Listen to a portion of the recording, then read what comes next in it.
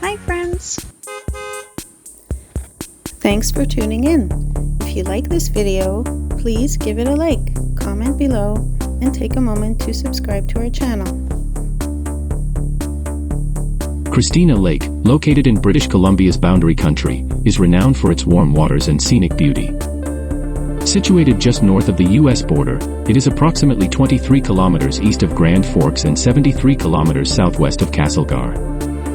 Its warm waters, averaging around 23 degrees Celsius in July and early August, make it a popular spot for swimming and various water activities.